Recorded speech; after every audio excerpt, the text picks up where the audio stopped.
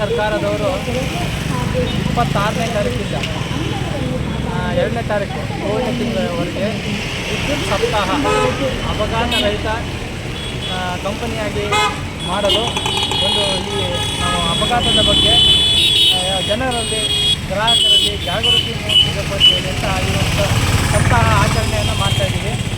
ಇದಕ್ಕೆ ಎಲ್ಲ ನಮ್ಮ ನೌಕರರು ಹಾಗೂ ಸಾರ್ವಜನಿಕರು ಹಾಗೂ ನಮ್ಮ ಗುತ್ತಿಗೆದಾರರು ಎಲ್ಲ ಸಂಘ ಸಂಸ್ಥೆಯವರು ಈ ಒಂದು ಸಪ್ತಾಹಕ್ಕೆ ಸೇರಿಕೊಂಡಿದ್ದಾರೆ, ಭಾಗವಹಿಸಿದ್ದಾರೆ.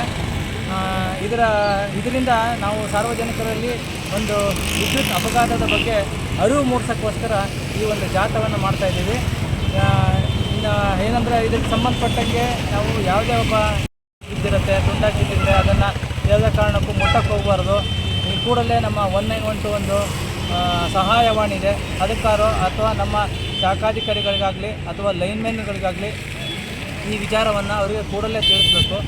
ಆ ನಂತರ ಈ ಮನೆಗಳಲ್ಲಿ ನಮ್ಮ ಕಂಬಗಳಿರ್ತದೆ, ಮನೆ ಹತ್ರ ಕಂಬಗಳಿಗೆ ಬಟ್ಟೆ ಒಣಾಕ್ಸೋದು ಅಥವಾ ದನಕರುಗಳನ್ನು ಕಟ್ಟೋದು ಅಂಥ ಕೆಲಸಗಳನ್ನು ಮಾಡಿ ಒಂದು ಈ ಅಪಘಾತ ಸಂಭವಿಸ್ತಾ ಇದೆ.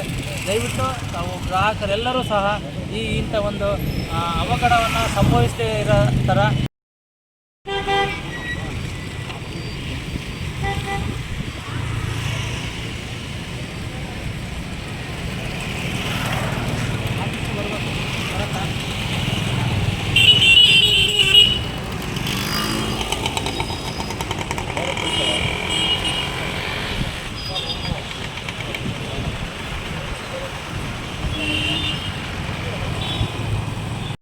వాళ్ళకి పిలుచుకోవచ్చు ఇంజనీర్.